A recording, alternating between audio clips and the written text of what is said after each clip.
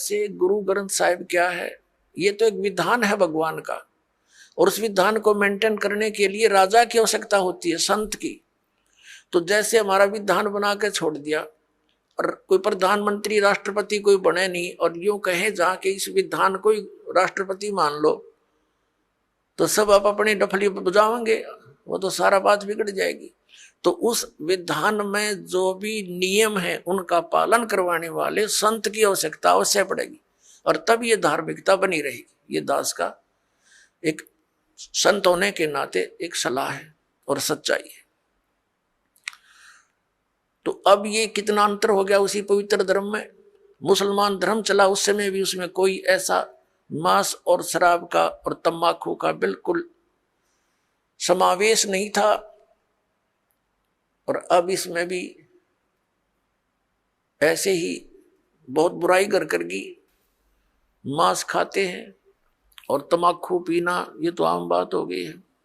तो पुण्यात्मो, अब ये अधर्म का नाश होगा, नास्तिकता का अंत होगा, और सब लोग धर्म की तरफ चलेंगे, क्योंकि अधर्म करके सब थक चुके हैं, शराब मांस तंबाकू पी कर थक चुके हैं, लेकिन इनको कोई विकल्प नहीं दिखता, क्योंकि समाज के अंदर ये बुराई घनी कर करगी, और कदम कदम पर आगे साथी मिले हैं पीने और खाने वाले।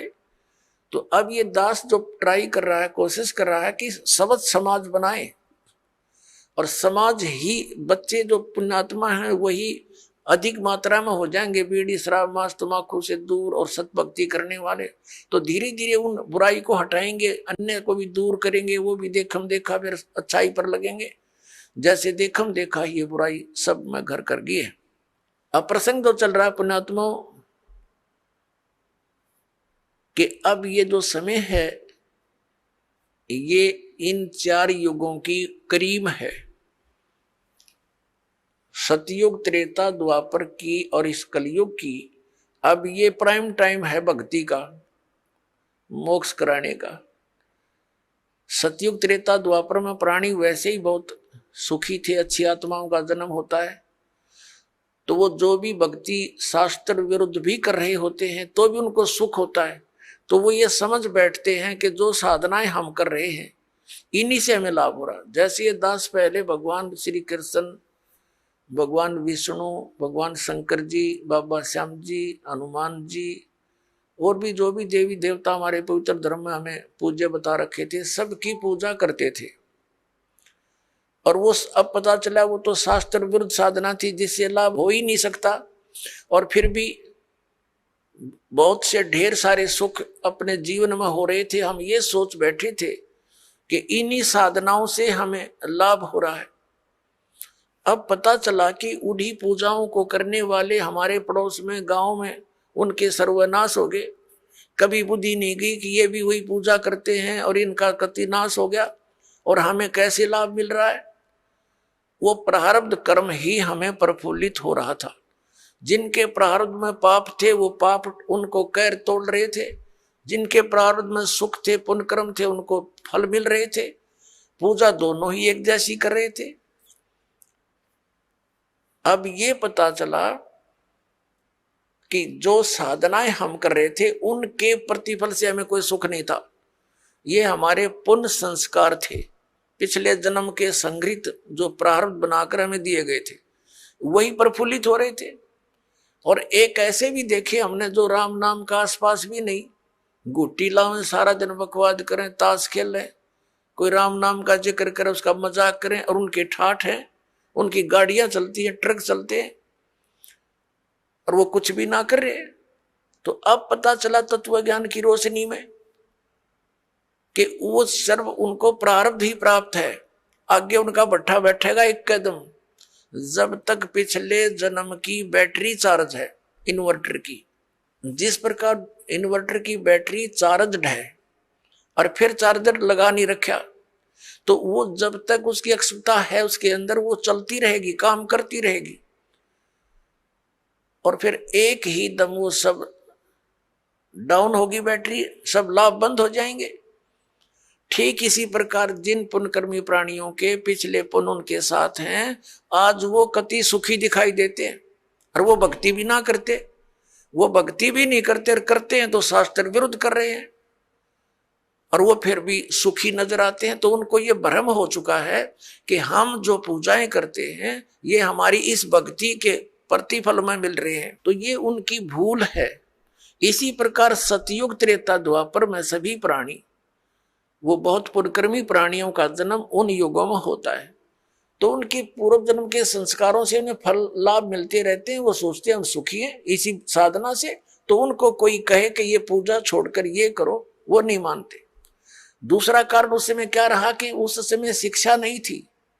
शिक्षा के अधिकारी केवल एक ब्राह्मण वर्ण के व्यक्ति होते थे, वही पढ़ते थे, वही अपने बच्चों को शिक्षा देते थे आध्यात्मिक ज्ञान की। संस्कृत के पढ़ने का किसी को अलाउड नहीं करते थे। वैसे पाठशालाओं में पढ़ा जरूर जाता था, लेकिन अध्यात्म मार्ग का ज्ञान उनको नहीं दिया जाता था, ना उनको अधिकार होता था सदग्रंथों को पढ़ने का। जैसा भी वो बताते थे उसी आधार से वो केवल क्रिया ही करते थे। गुरुजी ने जो मार्गदर्शन किया उसी तरह वो क्रियाएं करते रहे। और दूसरा ये था कि उस समय एक वेदों को ही आधार मानकर ज्ञान दिया जाता था, अन्य कोई शास्त्र या कोई विचार कोई व्यक्त नहीं करता था। कोई शास्त्र सदग्रंथ अन्य नहीं था वेदों के अतिरिक्त, तो उनको कोई शंका संशय नहीं था। और उनको जो मार्ग बताया जाता था वेदों अनुसार ओम नाम का जाप ही ऋषि लोग दिया करते थे, और कोई अन्य मंत्र नहीं देते थे। जैसे ये ओम नमः भागवते, ओम नमः शिवाय आदि ये मंत्र नहीं जाप करते थे, वो तो बाद में करने लगे हैं लोग। तो केवल ओम नाम का जाप और 500 यज्ञ ये ऋषि जन करते और करवाते थे। तो उस समय जो साधना वो ओम नाम का जाप और गुरु परंपरा से करते थे, उनको भविष्य की पुण्य तो एकत्रित होते थे, लेकिन लाभ उनको पिछले संस्कारों से मिल रहा होता था। ओम नाम के जाप से उनको क्या लाभ होता था? ब्रह्मलोक प्राप्ति। जैसे आपने श्री महावीर जैन जी के जीवन में बहुत बार दास ने दिखाया है, वो महापुरुष तो वेदों अनुसार साधना करते थे, जिस कारण से 80 लाख बार तो वो देवता पद को प्राप्त किया उन्होंने। और फिर कितना कैर टूटा पाप के कारण, 60 करोड़ बार गधा, 30 करोड़ बार कुत्ता और बिल्ली हाथी, पता नहीं कितनी बार उन्हें ऐसे कष्ट भोगे। तो ये विधान है यहाँ के भगवान का। तो सतयुग त्रेता द्वापर में कोई भी प्राणी परमात्मा के इस ज्ञान को ग्रहण नहीं कर सकता। कोई ये कहे कि ब्रह्म से ऊपर भगवान है, और कोई ये कहे कि श्री कृष्ण और राम से ऊपर कोई शक्ति है, विष्णु और ब्रह्मा से ऊपर शक्ति है, तो सतयुग त्रेता द्वापर में लोग नहीं मानते, क्योंकि वो स्वयं सुखी होते। और इन कलयुग में क्या है, इस काल न करी थी हेरा फेरी हमारे साथ। क्या हेरा फेरी की थी कि परमात्मा से कहा था कि जब तुम्हारा वो प्राइम टाइम आवेगा कलयुग में पार करने का, तो उससे पहले मैं अनेकों पंथ अनेकों मजहब बना दूंगा, सबको भ्रमित करवा दूंगा, मंदिर मस्जिद गुरुद्वारे और इन तीर्थों तक सीमित कर दूंगा, श्री राम कृष्ण देवता आदि पर पूर्ण दृढ़ कर दूंगा। और जब तेरा कोई संत आएगा, तेरा अवतार आएगा इस अज्ञान का नाश करने के लिए, तो उसकी कोई नहीं सुनेगा। इसलिए काल ने कलयुग का समय परमात्मा से मांगा था कि कलयुग में आप कितने ही प्राणी मुक्त करा लेना। परमात्मा को पता था, कबीर परमेश्वर जी को, कि सतयुग त्रेता द्वापर में ये प्राणी दुखी नहीं होंगे, इनके पुण्य इनके साथ रहेंगे, ये मेरे विचारों को कतई नहीं मानेंगे। और कलयुग में काल ने चाल चली थी कि इनको नास्तिक कर दूं, ये भक्ति चाहे ही नहीं, कोई आवे तो उनका संदेश वाहक परमात्मा का तो ये सुना ही नहीं। जैसे पूरा चीन नास्तिक हो गया, पूरा रूस नास्तिक हो गया। काल का ये दाव था कि भारतवर्ष को भी नास्तिक कर दूं। इसके लिए इसने कौन से कदम उठाए? पहले तो बुद्ध धर्म की शुरुआत की। बुद्ध धर्म के ऊपर परमात्मा ने दया करी, आदि शंकराचार्य को भेजकर उस बुद्ध धर्म को बंद किया और अपना धर्म चला दिया। काल भगवान ने उसको भी ग्रिप कर लिया। उसने श्री कृष्ण, श्री राम, श्री शंकर जी को सुप्रीम पावर बताकर हमारे ऊपर ये पूरी साधनाएं थोप दी, और फिर साथ में ये तीर्थों और ये धामों की पूजाओं पर लगा दिए, बंदरों की पूजाओं पर। अब परमात्मा बड़े दयालु हैं, ये भी उनका एहसान है श्री आदि शंकराचार्य जी का कि उसने हमें नास्तिक होने से बचा दिया। यदि बौद्ध धर्म भारतवर्ष में फैल जाता तो चीन जैसी दशा आज हमारी होती, हम राम नाम बोल भी नहीं सकते थे। लेकिन बात वही की वही रही, आसमान से गिरे, खजूर पर अटक गए। लेकिन इतना अवश्य रहा कि हम धार्मिकता की तरफ अग्रसर रहे। अब काल ने फिर दूसरा दाव खेला नास्तिक बनाने का। ये जितना राधा स्वामी पंथ, जय गुरुदेव पंथ, विनोद वाला, राधा स्वामी पंथ, ताराचंद वाला, और ये सच्चा सौदा सिरसा और जगमाल वाली वाला, और ये अड़क यहाँ पर निकट सी है हिसार के पास है गंगुआ, और ये ठाकुर जी, ये कृपाल सिंह जी, ये सारे एक ही कुएं का जल है। श्री शिवदयाल जी के विचारों से प्रभावित हैं, उसी के आधार से प्रचार करें। अब ये क्या करते हैं, जैसे अपने हिंदू धर्म के सबके घरों में एक जोत जला करती देसी घी की, ये तो आम देखा होगा आपने। तो इन्होंने राधा स्वामी, धन धन सतगुरु वाला ने, जय गुरुदेव वालों ने, ये ताराचंद वाला ने वह भी बंद करवा दी। इन्होंने ये जोत नहीं जलानी, हमने तो अंदर जोत जलाएंगे। बताओ, वो थोड़ा बहुत हवन यज्ञ का लाभ था, होना था, पुण्य बनना था, वो भी बंद करवा दिया। और इनका ज्ञान आपके पास है, वो कैसे वचन सुनाते हो, सतनाम, वही सतनाम है, वही सतपुरुष, वही सार शब्द, वही सार नाम, वही सचखंड, वही सतलोक, वही राधा स्वामी। ये इनकी अकल देखो। इन ज्ञान तो सब सदग्रंथों से अलग कर दिया। इनकी एक और थ्योरी है। इनके महापुरुष कहते रहे हैं कि हमने वेदों और गीता को पढ़ने की आवश्यकता नहीं, हमारा ज्ञान तो इनसे आगे का है। जो थोड़ा बहुत गीता जी को नित्य पाठ करके ज्ञान यज्ञ का लाभ मिलना था, वो बंद करवा दिया, इन ग्रंथों से नफरत करवा दी। तो ये पक्के काल के दूत थे। अब कुछ वर्षों के अंदर आप देख लेना, अगर ये नहीं इस मार्ग पर लगे तो सब नास्तिक हो जाएंगे, चीन जैसी स्थिति हो जाएगी इन लोगों की। लेकिन अब परमात्मा दया करेंगे, सबको ये ज्ञान स्वीकार करना पड़ेगा, नहीं तो इस मनुष्य जीवन को नाश करके वो बहुत कष्ट उठाएंगे जो इस ज्ञान को स्वीकार नहीं करेंगे। दास कोई उनकी बुराई में नहीं बोल रहा। इस दास को ये पता चल गया कि हम एक पिता की संतान हैं, और यहाँ का जो काल भगवान है वो नहीं चाहता कि इनको यथार्थ ज्ञान हो। सदग्रंथ हमारे पास है और गुरु हमने बना रखे। हमारे हिंदू धर्म के गुरु हमें नहीं बता पाए सदग्रंथों में क्या प्रमाण है, इसके विरुद्ध लोक वेद सुनाकर हमारा बट्ठा बैठा दिया इन्होंने।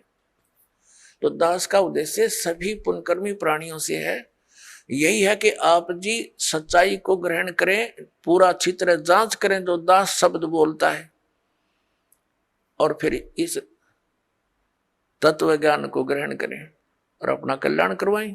तो पुण्यात्माओं, प्रसंग चल रहा है कि ये वो समय है, अब इस अधर्म का नाश होगा और धर्म का विकास होगा। धर्म और धार्मिकता शास्त्र अनुकूल साधना करने से ही ऊपर उठेगी। अभी तक हम शास्त्र विधि को त्याग कर मनमाना आचरण कर रहे थे, जिस कारण से हमें भगवान से मिलने वाला लाभ नहीं प्राप्त हुआ, और हम भगवान को भूलकर फिर हम स्वयं अपना लाभ प्राप्त करने के तरीके खोज लिए। जैसे किसी को टेंशन होगी तो वो गुट्टी लगाने लग गया, शराब पीने लग गया, टेंशन खत्म करने के लिए। जो निर्धन है वो पहले संतों के पास जाते थे, परमात्मा की विधि प्राप्त करते थे, संकट निवारण के लिए भी संतों के पास जाते थे। तो उनको जो साधना बताते थे, जो सही संत होते थे, तो उनको उनसे राहत मिलती थी। तो फिर वो व्यक्ति परमात्मा पर दृढ़ रहते थे। अब हम क्या करते हैं, संतों के पास जाते हैं, वो हमें साधना विधि बताते हैं, उनके द्वारा बताई साधना विधि को हम खूब तसल्ली से करते हैं, लेकिन राहत कुछ मिलती नहीं। तो हम दूसरे के पास जाते हैं, वहां से भी इसी प्रकार उनके द्वारा बताई साधना को हम करते हैं, फिर कोई लाभ नहीं होता। तो लास्ट में फिर हम क्या सोचते हैं, स्वयं ही धनी बनना चाहते हैं। टेंशन बुलाने के लिए तो गुटी लाने लग गए, दूना पाप कर लिया इकट्ठा, और फिर धनी बनने के लिए रिश्वत, मिलावट, चोरी, ठगी, ये बकवाद शुरू कर दी, तो ये दूने पाप के भागी बनेंगे हम। उनसे लाभ तो होना ही नहीं। जैसे मान लीजिए किसी व्यक्ति ने 2 नंबर का काम करके, मिलावट करके, या 2 की वस्तु को 20-50 में बेचकर पैसा इकट्ठा भी कर लिया, तो फिर उसके साथ क्या बनेगी? या तो कोई बालक बीमार हो जाएगा, या कोई स्वयं को ऐसा रोग लग जाएगा, वो सारा पैसा भी जाएगा, और वो उस पैसे को 2 नंबर से इकट्ठे करने का जो पाप था वह उसके लिए शेष रह जाएगा। एक व्यक्ति ने बताया कि जी मैं बहुत नालायक व्यक्ति था। ऐसे मेरी कोई दुकान थी, बहुत पुराने समय की बात है, जब ये टेप रिकॉर्डर चले ही चले थे। वो कह रहा था उसका रिफल जो था इस कैसेट का, एक ऑडियो कैसेट डाली थी, टेप में चला, वो ला करता मैं तोल के भाव थे, और मुझे टोटल वो सारा कुछ 2 रुपए में पड़ता था। उस पर सोनी की स्टैंप लगी हुई होती थी, और उसको मैं 32-30 रुपए में बेचता था, और वो टूट जाती थी 10-5 दिन में। फिर मैं उनको धमका देता था, मैं क्या करूं, तुम्हारा इंस्ट्रूमेंट खराब होगा।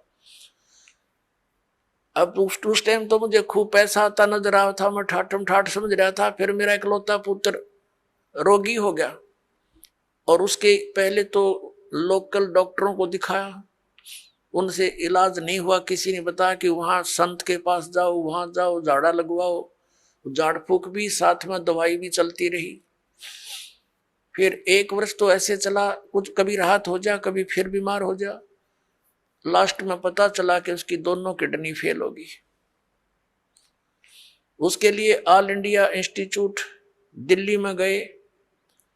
उस समय दोनों किडनी फेल होगी, और गुर्दे बदलवाए, उसके एक गुर्दा बदलवाया। लगभग हमारा 3 लाख रुपए खर्च हो गया, 3.5 लाख के आसपास टोटल, जब से वो रोगी हुआ था। लड़का स्वस्थ हो गया, कोई बात नहीं, जो नुकसान हुआ सब्र किया। उसके विवाह की तैयारी कर रहे थे। 6 महीने के बाद, स्वस्थ होने के 6 महीने के बाद, वही लड़का बस दुर्घटना में एक्सपायर हो गया। अब टक्कर मार के रो रहा हूं। जब से ये ज्ञान सुना है उस समय मुझे वो कुकर्म याद आते हैं मेरे, कि जिस बेटे को सुखी बनाने के लिए मैंने ये ऐसे जुल्म किए थे, वो बेटा भी ना रहा और वो धन भी ना रहा। अब मैंने बताया कि अब तेरे पास क्या रहा? जो तूने पाप इकट्ठे करे थे, वो धन इकट्ठा करने में, वो तेरे पास जो कि तो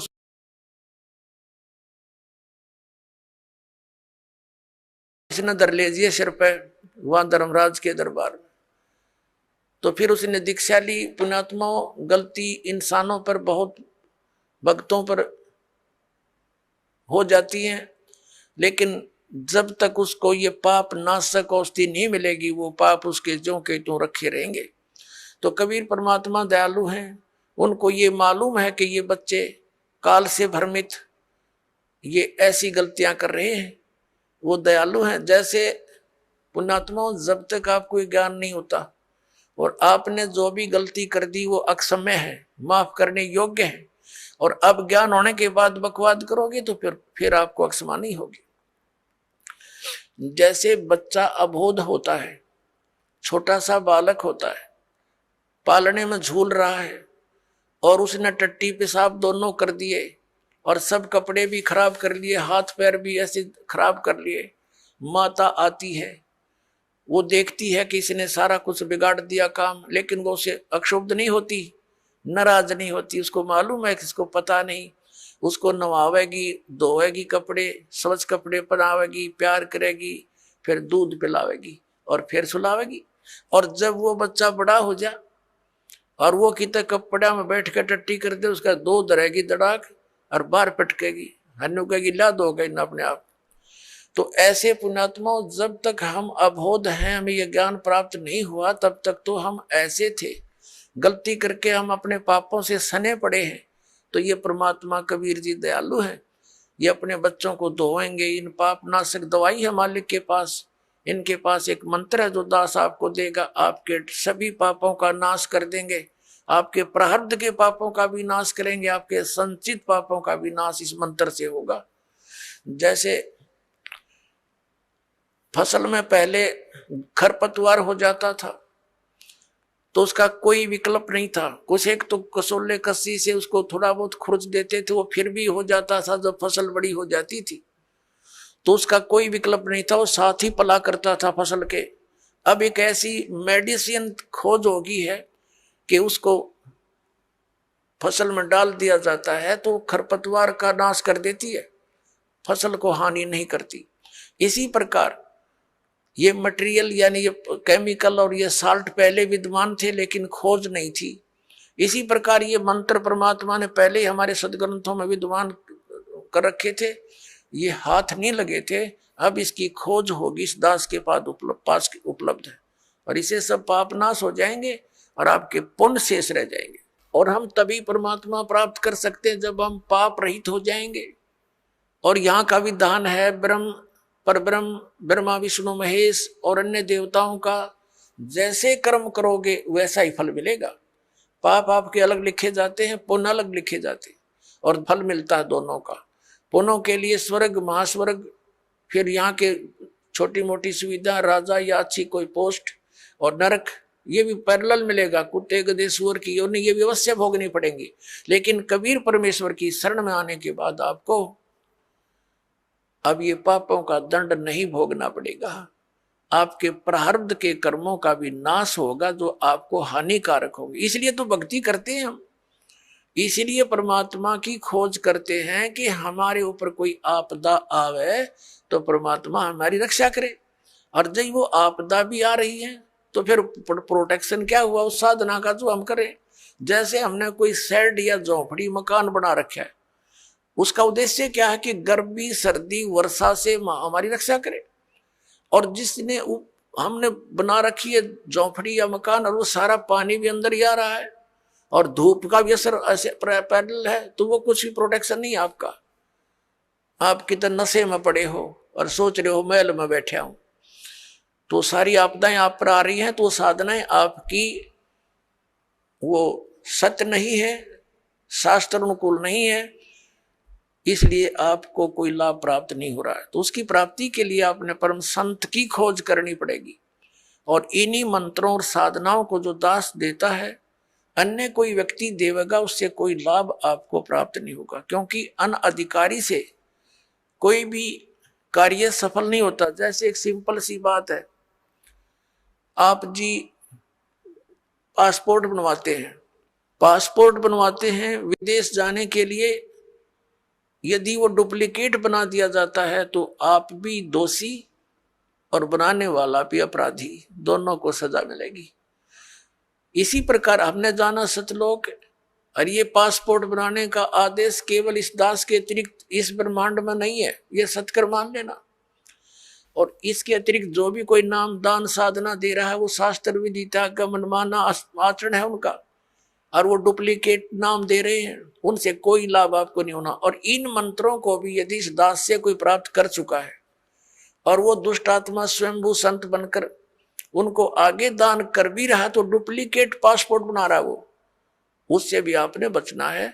इसी कहते काल हमारा भट्ठा बंटवाता है, ये पैरेलल खड़ा कर देता काल के दूतों को। भगवान आए थे, एक कबीर पंथ चला था, उसके बाद काल ने 12 कबीर पंथ चला दिए, सबको भ्रमित कर डाला। परमात्मा कबीर जी वाली एक भी साधना उन पंथों में नहीं, नाम कबीर पंथ है। तो इससे आपने अब सतर्क रहना है। पीछे जो गलतियां हो चुकी हैं उनसे बचकर ही हम आगे सफल हो सकेंगे। वो उदाहरण भी आपको दिए जाते हैं। अपना तुम हमारे सदग्रंथ हमारे साथ हैं, हमारे पास हैं। जैसे प्रसंग चल रहा था कि जो मंत्र आपको दिए जाते हैं ये यथार्थ जाप साधना है, सदग्रंथों में वर्णित है। और जो आपको दास साधना विधि और ज्ञान बताता है वो सूक्ष्म वेद से बताता है। तत्व ज्ञान रूपी 5वां वेद जो है, जो सच्चिदानंद घन ब्रह्म की वाणी में वर्णित है, उसके आधार से आपको ज्ञान देता है। तो उसके अंदर कंप्लीट ट्रीटमेंट है, यो पूरा कोर्स है। जैसे आप जी ने पवित्र हिंदू धर्म के धर्मी पुरुषों ने, भक्तों ने, बहनों ने पुराणों को खूब पढ़ा है, श्रीमद् भगवत गीता को भी पढ़ा है। श्रीमद् भगवत गीता में केवल एक मंत्र है, ओम, 8वें अध्याय के 13वें श्लोक में, वो ब्रह्म का मंत्र है। ओम इति एकाक्षरम ब्रह्म व्यवहारण माम अनुस्मरण ये प्रयाति तजन देहम स याति परमाम गतिम। उसका भावार्थ ये है कि गीता ज्ञान दाता ये ब्रह्म है, श्री कृष्ण जी में प्रवेश करके बोल रहा है। ये कह रहा है कि मुझ ब्रह्म का केवल एक ओम मंत्र है, नथिंग एल्स, ये एक अक्षर है। और इसका उच्चारण करके सिमरण करता हुआ जो शरीर त्याग कर जाता स याति परमाम गति, वो ओम से मिलने वाली जो परम गति उसको प्राप्त होता है। ओम से क्या होती है? ब्रह्मलोक प्राप्ति। ब्रह्मलोक में गए हुए प्राणी भी वापस आते हैं। 8वें अध्याय के 16वें श्लोक में गीता जी में ये भी स्पष्ट किया हुआ। और गीता ज्ञानदाता स्वयं भी दूसरे अध्याय के 12वें श्लोक में, चौथे अध्याय के 5 और 9 श्लोक में और 10वें अध्याय के दूसरे श्लोक में कहता, अर्जुन तेरे और मेरे बहुत जन्म हो चुके, तू नहीं जानता मैं जानता। इसे सिद्ध है कि गीता ज्ञान दाता भी अविनाशी नहीं है, ये नाशवान है। तो इसके भगत भी नाशवान, जन्म मृत्यु समाप्त नहीं होगी। फिर गीता जी अध्याय नंबर 17 के श्लोक नंबर 23 में साधना का ज्ञान है। 3 मंत्र बताए हैं। ओम तत्सत इति निर्देश ब्रह्मण त्रिविधि समर्थ है, यानी सचिदानंद घन ब्रह्म, उस परम अक्षर ब्रह्म की प्राप्ति के लिए ये 3 मंत्र की मजदूरी है, साधना है। अपने आत्मा और कोई मंत्र इसमें जाप नहीं। तीसरे अध्याय के 10 से लेकर 15 तक श्लोकों में गीता जी में यज्ञों की जानकारी दी है, विधि नहीं बताई है, यज्ञों का लाभ बताया है। तो ये सब सारा कुछ कंप्लीट जो कोर्स आपको दिया गया है, ये कहाँ लिखा है? ये सूक्ष्म वेद में लिखा है। पुराणों के अंदर आप जी पढ़ते हो, कहीं पर हरियम नाम है, कहीं पर कलम नाम लिखा है, कहीं पर श्रम लिखा है। ये कहीं कोई जाप करने का बताया, कहीं ने किसी ने कुछ बताया। तो परमात्मा ने आकर के सतयुग के प्रथम चरण में ब्रह्मा जी आदि कईयों को मिले थे, वो महापुरुषों को मिलते हैं, उनका गुण है। तो उनको ये कंप्लीट प्रथम मंत्र देने की, बताने की चेष्टा की थी। तो उन्होंने उनको स्वीकार ना करके उस में से अपने अपने स्वार्थवश मंत्र निकाल लिए और उनकी साधना शुरू कर दी। और ये ऐसे जो मंत्र हैं, स्ट्रॉन्ग मंत्र हैं, इनके जाप से शीघ्र ही लाभ प्राप्त हो जाता है। जैसे एक बार ये दास एक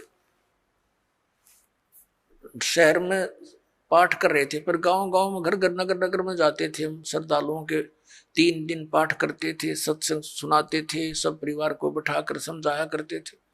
तो उनका एक पड़ोसी था, उसको बुला लिया, कहा जो आप भी सत्संग सुन लो, ज्ञान सुनो। सत्संग सुनने के बाद वो पास में आकर बैठ गया। 5-7 भगत थे।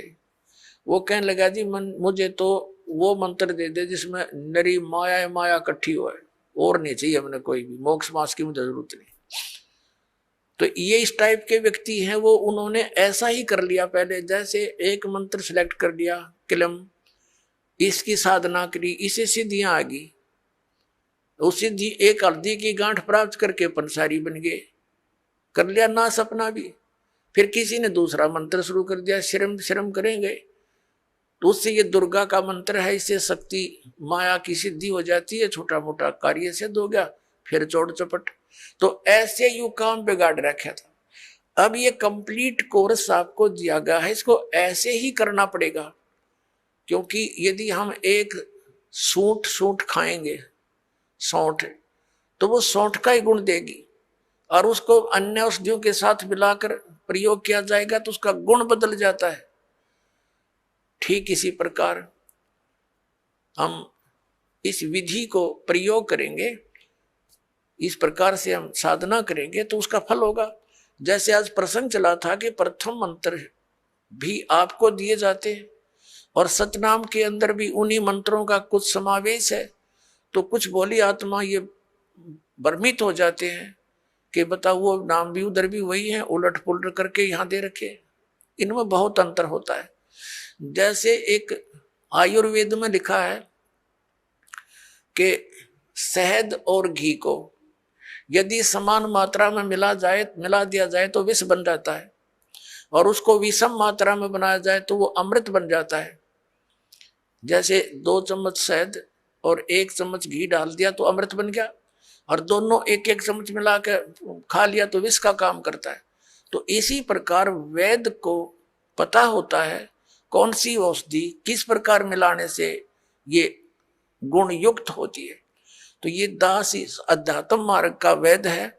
आप एक सिंपल समझो, आप जन्म मरण रोग के रोगी हो, ये दास वो वैद्य है जिसको कंप्लीट कोर्स याद है इस जन्म मरण मृत्यु के रोग के नाश करने का।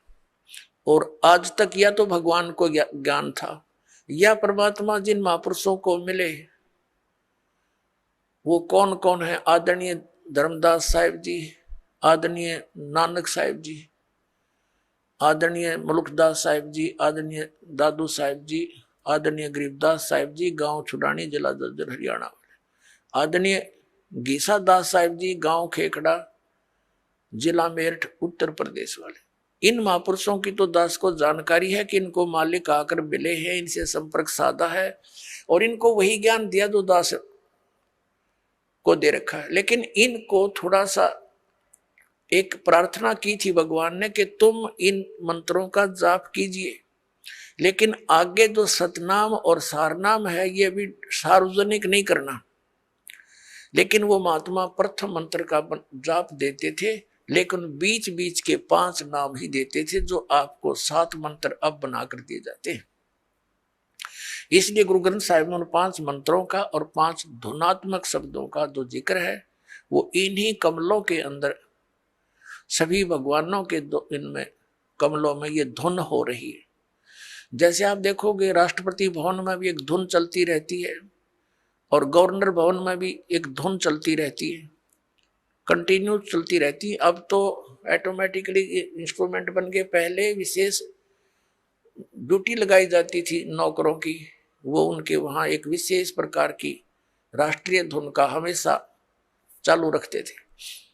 तो इस प्रकार इन सभी भगवानों के इन कमलों स्थानों पर जहां जहां ये इनके लोक है वहां ये धुनें हो रही है, उनका फिर हम सुन रहा है इस टेलीविजन में, हमारे शरीर में। जैसे कोई भी कार्यक्रम कहीं हो रहा है तो टेलीविजन पर हम यहाँ देख रहे हैं, लेकिन वो टेलीविजन में नहीं है, वहां तो हम देख रहे सुन रहे हैं, वो वास्तव में कहीं और होता है। तो ऐसे ये मंत्र हैं। तो पुण्यात्माओं, जो दास आपको मंत्र देता है, जो ज्ञान देता है, ये बिल्कुल फाइनल समझ लेना। और उपदेश प्राप्त होने के बाद केवल आप दास जो आदेश आपको दे उसका पालन करना है, उसमें अग्रम मग्रम नहीं करनी, नहीं तो फिर आप भक्तिहीन हो जाओगे। तो कहने का भाव यह कि आज का जो सत्संग चल रहा है किस उद्देश्य से है कि ये वो समय है जो हमें मोक्ष प्राप्त कराएगा। परमात्मा ने कहा था 600 वर्ष पहले जब मालिक कबीर परमेश्वर जी आए थे कि जब बिचली पीढ़ी आवेगी धर्मदास जी कि तब तक तू इस मंत्रों को छुपा के रखना, इस मूल ज्ञान को भी डिक्लेयर मत करना तुम, नहीं तो इन काल के भेजे हुए दूतों के ये मंत्र और ये नाम ज्ञान सब हाथ लग गया तो वो भी यही प्रचार करते पाओ। जैसे राधा स्वामी पंथ है, डेरा सच्चा सौदा सिरसार, ये जगमालवाड़ी, ये कृपाल सिंह ठाकुर सिंह, और ये ब्यास वाला डेरा जय गुरुदेव, और ये भिवानी वाला, दनौद वाला, जो ताराचंद वाला, ये सारे श्रद्धालु बेचारे चले तो थे भगवान पाने के लिए, लेकिन ये शिवजाल का फंस गए। उसने कख पता नहीं था, 5 नाम काल के जाप करे और करवाए और भूत बन गया।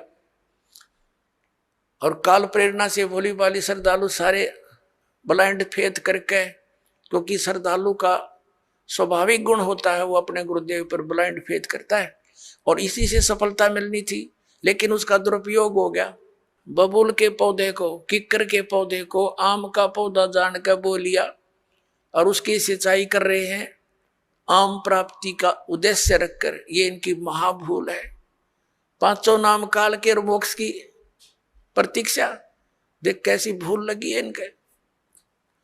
तो पुण्यात्माओं, दास का प्रयत्न ये ना समझना कि मैंने आपसे कुछ धन संग्रहित करना है ना।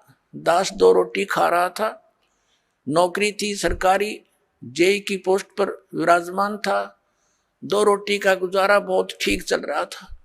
लेकिन जब से दास को ये पता चला, जब तक नाम देने का आदेश नहीं था तब भी दास घर घर जा जाकर समझाया करता था, गुरुजी से ला करके नाम दिलाया करता था। और फिर उन्होंने दास पर यह भार सौंप दिया, आशीर्वाद दे दिया कि बेटा तुम नाम दिया कर। तो उस दिन के बाद फिर और ज्यादा जिम्मेवारी बढ़ गई, इस तत्व ज्ञान को फैलाऊं। विरोध का भी रिकॉर्ड तोड़ दिया, काल ने क्रोथा कांड करवा दिया, इसी कारण से अत्याचार करवा दिया हमारे ऊपर, लेकिन समर्थ साथ था, कुछ बिगाड़ नहीं पाए। पिछला इतिहास देख लो संतों भक्तों के साथ जिन्होंने जुल्म गुजारे, लेकिन वह सफल नहीं हो पाए, अंत में मुंह की खानी पड़ी। और यही दशा अब इनकी हो रही है। तो पुण्यात्मा, परमात्मा का एक विधान है, क्योंकि परमात्मा कबीर जी जब आए थे उनके साथ भी बहुत कैर तोड़े थे, नकली गुरुओं ने जुल्म करवाए थे। उबलते हुए सरसों के तेल के कढ़ाई में बैठा दिया भगवान को, लेकिन कुछ बिगाड़ नहीं पाए। झेरे कुएं में डालकर ऊपर से कंकर पत्थरों से भर दिया, परमात्मा बाहर बैठे पाए। कारण क्या था? वो यही ज्ञान दिया करता जो दास आज उन्हीं का दिया हुआ आपके रूबरू कर रहा है। आज आपको क्यों स्वीकार्य हो गया? क्योंकि आप शिक्षित हैं और प्रमाण आपके समक्ष हैं। ये इंस्ट्रूमेंट, ये इंटरनेट, ये प्रोजेक्टर, ये चैनल मालिक ने आपके लिए बनवाए ना। जीव सत्र की सोच नहीं है ये इस तरह के इंस्ट्रूमेंट बना ले। ये पहले ना बनाए, आज तो 100 साल पहले कहाँ थे ये? वही मनुष्य थे। अरे इन तो अच्छे बुद्धिमान और बहुत अच्छे नेक आत्मा थी। अब परमात्मा ने ये बुद्धि दी है ताकि मेरे बच्चे घर बैठे देख सके प्रमाणों को, और पहले शिक्षित किया आपको कि इन भ्रमित करने वाले काल के दूतों से तुम स्वयं सतर्क होकर के देखो इन सदग्रंथों को, ये क्या बता रहे हैं। इन्हीं की साक्षी लेकर के ये आपको इसके विपरीत ज्ञान दे रहे हैं। तो आज इसलिए हम सब, उसके बिना ये कदम भी नहीं चल सकते हम इसे घोर कलयुग में। और आज हम कितने सफल हो रहे हैं, क्योंकि हमारा ज्ञान सच्चा है, हमारा भगवान सच्चा है, और हम सत्य के ऊपर संघर्ष कर रहे हैं।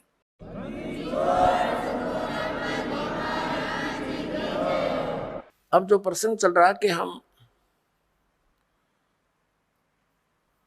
परमात्मा की भक्ति, परमात्मा की प्राप्ति के लिए ट्राई कर रहे हैं, लेकिन शास्त्र विधि त्याग का मनमाना आचरण करके हम वहीं के वहीं खड़े हैं।